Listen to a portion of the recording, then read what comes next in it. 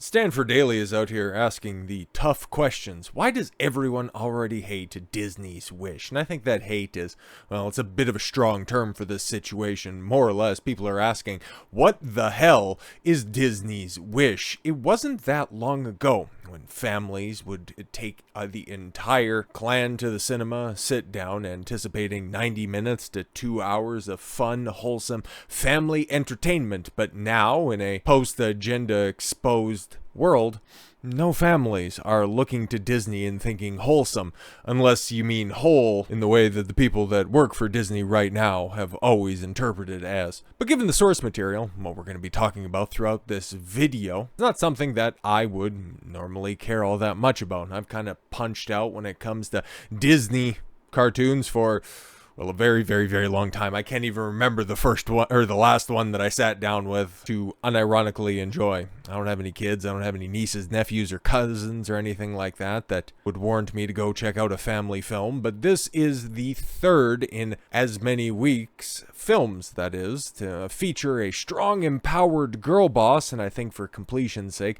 we might as well talk about this. And it's also a sad indictment for the House of Mouse themselves, because it wasn't that long ago, 2019 as well, where they didn't have not one, not two, not three, but $7 billion movies, okay, under their entire umbrella, with Lucasfilm, Disney, and Marvel firing, well, with the lesser so for Lucasfilm, but firing on all cylinders. They were a brand that could do no wrong. It wasn't even that long ago where everybody was talking about Disney was going to go in like Galactus and gobble everything up in the entertainment sphere. And now what are we looking at? The what consecutive bomb in the box office. But maybe the whole hate thing behind this, maybe this is just a machination of the internet, right? Well, check out Rotten Tomatoes here real quick, and it's like, ooh, as you can see, the people that are watching this, the critics, the top critics especially, down from 48%, which isn't good, down to 30%, but that's the critics, right? You could take a look at what the audience is saying on this one, and well, 82 verified, 80% all audience, okay, verified results, what are people saying on this one? This is another amazing and magical Disney film. Great story, great song and music, and it is so cool. Looking out for Disney references. Good review of the film. Absolutely love this movie. I love the chickens. Fantastic stuff that you have right there. Once again, Rotten Tomatoes, not exactly the best judge of how popular or how well a film is ultimately going to end up doing. But what little I do know about Wish is that, well, it's kind of cobbled together of a bunch of different parts. The plot, which I'm always far more concerned about, especially when it comes to a brand new IP, and you don't really have the fleshed out characters that are going to be driving you to go check this out, but it kind of sounds like a dumbed down version, nothing wrong with that, of Bruce Almighty, the old Jim Carrey film from way back in the cut, where somebody from up high, in this case and in this scenario, it's Chris Pine voice acting the king of this far off distant land, and he has the power to grant wishes. Okay, he can go ahead and grant any or none of the wishes that are presented to him. And you can go check one of the various trailers that are out online when this thing was first being announced and that the release dates were being confirmed, and everybody was, well, kind of siding with the king on that one. So it also doesn't really break tradition with Disney, where people are more or less siding with the villain because the people in charge of these things don't really know how to write characters anymore. But yeah, somebody who's picking and choosing what are the best wishes to grant, well, that's just kind of an adult way to do things. And back in the cut, during the Renaissance, and hell, even before that, Disney was built on wholesome ideas, on coming of age stories, and then also instilling good values and virtues. But the princess in this one, I don't even know her name on this one. I'm sure we will get acquainted by the end of the video. But she thinks by picking and choosing whose wishes get granted, well, that's not a very good thing. She wants to go out there and she wants to make sure that everybody's wish comes true. I'm sure you guys have probably been caught up in some very heavy traffic during rush hours, or just experienced, just some ludicrous driver out there on the streets, and you probably wished for them to, veer off into oncoming traffic. Under the auspices of this brand new Disney princess, that wish would immediately be granted. Do you really think that that's a good thing? saying? Wouldn't you think that you would rather have somebody going through a vetting process where you just wouldn't have off-the-cuff wishes granted like that? Yeah, that right there, that premise, yeah, it just kind of seems like an extended infantilization period for the audience, which is, of course, another on top of a mounting pile of problems that people have with modern-day Disney, and that's why, well, hell, that's why last week's Girl Boss, which I've got some funny things to talk about on that, you'll be hearing more about this tomorrow, or likely later today by the time that this video gets put out. But the Hunger Games is anticipated to take Thanksgiving Day long weekend, which is wild to think about given the fact that it really didn't perform all that well and some of the numbers are incredibly sketchy like a Jackson Pollock painting. But Wish, well, it's going to be yet another bomb at the cinemas, and don't let the fact that Songbirds and Snakes is going to be taking another weekend, at least by the projections and the early estimates, because, well, as we've seen, those aren't necessarily the most reliable. And then Napoleon, which I'm not hearing great things about, which kind of sucks. I don't know, maybe Joaquin Phoenix is really good in it, but the historical accuracy part, well, according to Ridley Scott, it doesn't really need to be historically accurate. It's not like I'm doing, like a military biopic or anything like that. Sure, Napoleon went down to Egypt. Sure, he fired cannons at the pyramids to defeat the Egyptians. This isn't the same guy who created the Alien franchise, after all.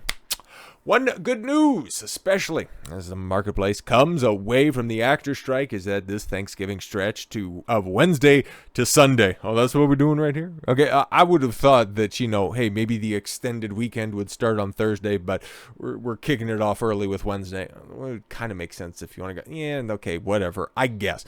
Is expected to gross around $190 million for all movies per industry estimates, which is the highest post-pandemic, besting the 5-day take 2022 of $134 million and 2021 of $142 million. What were the films that were in the theaters at that time? I know in 2021 it was The Eternals was the big one, but last year I don't even recall or anything like that. Far from, ComScore is a recorded box office record for Thanksgiving 2018 with $315 million. Hollywood is in trouble, guys, because they keep on putting out crap. Still below the pre-pandemic 2019, right? 5-day of $263.4 million, where Frozen 2 was number one. Oh, right, those halcyon days when Disney would go ahead and put out something and it would make just about $1 billion, if not $1 billion. Was Frozen one of those? Who knows? Here's a surprise twist as we head into the holidays. Lionsgate, The Hunger Games, The Ballad of Songbirds and Snakes is neck and neck with Disney's Wish for number one. Even though Songbirds and Snakes didn't win Wednesday, yeah, we got some funny things. Like I said, I'll be talking more about what's going on with that probably in the next video to be released on the channel. Just go ahead and say that so it all makes sense. With $7.28 million behind Wish's 8.3 and Apple Sony's distribution of Napoleon 7.7. The Marvels are we even getting a shout out for that one? No, not at all. Fantastic. It's going to be close. Hunger Games movies have shown to always hold well throughout the holidays. Yeah, so well that it definitely doesn't look like those numbers are being fortified. But like I said, I'll talk about that a little bit later.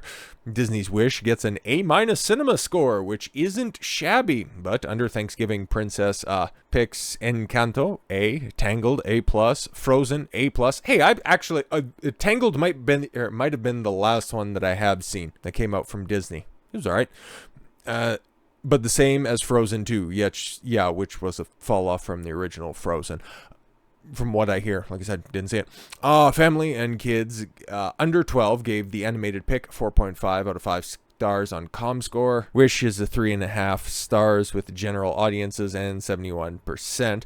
Overall, 65% of women, 35% of men. So we're already getting the breakdowns on this stuff. So yeah, of course, single moms taking their kids so they can, relax and recharge at the wine fountain that's in the lobby of the Alamo Draft House that they try to sneak their kids into. So yes, we have the early estimates, and right, we're probably not going to get clarification on any of these numbers until Monday, maybe Tuesday.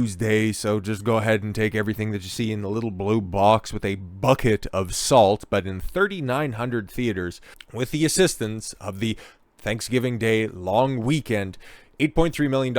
Not all that bad, but when you compare it against the budget, we got ourselves a problem, a big old problem. Disney's Wish is heading out to theaters during the Thanksgiving holiday period, and fans are wondering how much it's going to make.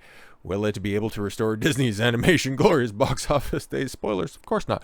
Wish is reportedly set for a $50+ million domestic opening weekend during the Thanksgiving Day period. Kind of, sort of, more or less closer to mid-40s, but okay. As per Deadline, Wish is tracking to make around $50 million in its first 5 days. Oh yeah, I guess if you just go ahead and extrapolate it all the way out to 5 days, then maybe $50 million is a little bit more reasonable, appropriate. If you just go ahead and add on, the additional haul. This aligns with Box Office Pro's long-range predictor, which is suspected it to open somewhere between $45 and $65 million domestically. Keep that in mind if we do a follow-up on this. As for its domestic total, it's predicted to end up between $185 and $289 million at the domestic box office, which is better than the Marvels is going to get to, and likely better than what the Ballad of Songbirds and Snakes is going to pull. We'll just have to see what ends up happening when we get the actuals on that on its second weekend. Don't really know for sure. The film manages to hit projections that it will mark the biggest opening for an original Disney animated movie since Coco, with $72.9 million. I wish I knew what Coco was. I have no idea. It's probably not the 80s version of Coco. I don't think that would be a family film. But how much does it need? Well, with a reported budget of $200 million. $200 million to create a Disney. What? Because I don't know about you guys. I really don't. But tell me how this looks better than Frozen, Tangled, The Emperor's New Groove.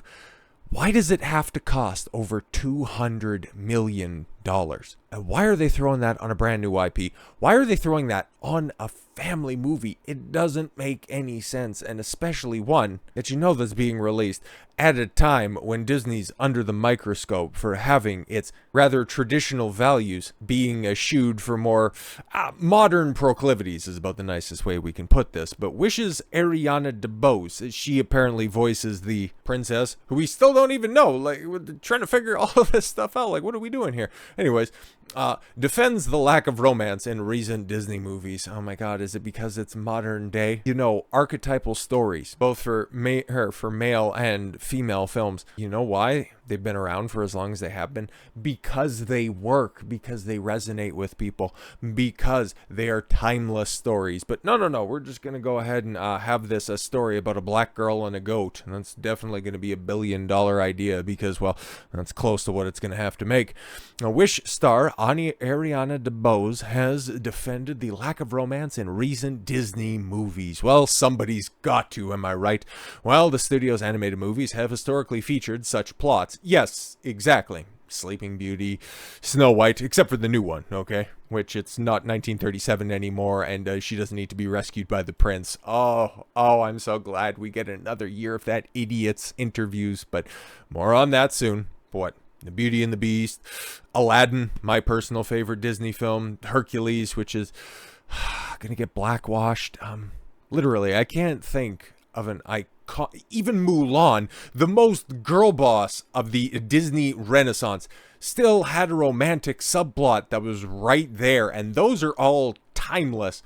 How many brand new Disney properties have come out and even flirt with any of those older properties when it comes to relevance? Maybe Frozen, but that shit's fallen off so hard you would think that it's coming straight out of Disney Star Wars. But let's see. Let's see. Maybe we're just all stupid smooth brains and we can't see the forest through the trees on this one. We're trying to recreate. We are trying to modernize storytelling for the 21st century, considering we're 23 years into the 21st century after all. All the studios have included, yes, recent outings such as Encanto and now Wish have eschewed those storylines. Okay, so they're both, and that's why I probably didn't hear anything about Encanto. And Wish, well, is anybody going to care after this weekend, or does anybody even care right now? The Oscar winner, it's so sad, because you know what? Hey, normally winning an Oscar would go ahead and catapult your career, but I've never heard of this chick before, but okay, sure. Voices the lead role of Asha. Okay, a 17-year-old. You're telling me, okay, as somebody who's been through high school, you're telling me that a 17-year-old girl is not concerned about finding a boyfriend? Come on, man. Come on. Come on now. Who gets her wishes granted by a cosmic force known as Star in a new Disney film. And she has told Digital Spy that there are stories to tell other than romance, says the single woman. All right, makes sense. I guess you're right what you know. I think we live in a time where things are cyclical, right? And so it's good for variance and perspective. Not every female Disney character, oh my god, this whatever, needs to have a goal and ambition of simply finding a man to love her. There are more stories to tell. Yeah, but when you're trying to resonate with the largest swath of people, which Disney used to be really good at doing, those are universal stories. Those are the ones that sell. Those are the ones that are memorable. You're just going to go ahead and, I don't know, just have another girl boss that's out there. Yo, spoilers, everybody's done with that stuff. And especially in the world we live in today. Exactly. We can't have timeless stories because we need to have timely stories. I think something like Wish that has a broader outlook that talks about community is just as important as talking about love. What? All right, commie. What is this, some Bolshevik manifesto? Fantastic stuff. And there are so many different ways to love. No, there isn't. DeBose also noted. You do see a familiar love of friendship. Ugh. In the movie, including a friendship between Asha and Star. And okay, so a figment of her imagination. Fantastic stuff. I thought you guys were supposed to be champions of mental health and not proponents of it. Star and Asha have a beautiful connection with each other, and I think it's a good reminding people that not only we can tell different stories, we can also talk about love in different ways. No, that's what got Disney into this debacle to begin with. You were out there trying to espouse different ways to love one another and different things regardless of age. Oh, it's just a number, and jail is, just a room. You bunch of cretins. You don't even understand why your film's gonna fail. But I'm sure this brilliant little airhead will probably just go ahead and pull a certain Isterphobe card when her film ultimately bombs, marking the third consecutive in as many weeks films that center around these brand new revolutionary takes on storytelling that women can be just as strong and just as unsuccessful as the terrible men that consult on all of these films. I can't even say that the men who create these films, because they're all just directed by women. See what happens when you put a lady in charge? Your money just disappears like that. Boom, it's crazy, it's fantastic. That's one of those universal stories that you could tell, but you're not going to because, well, that's just a little bit too unflattering, right? So with all that said, thank you all very much for the gift of your time. I've been Don Consuelo. I want you to follow your gut and get after it. Take care, everyone.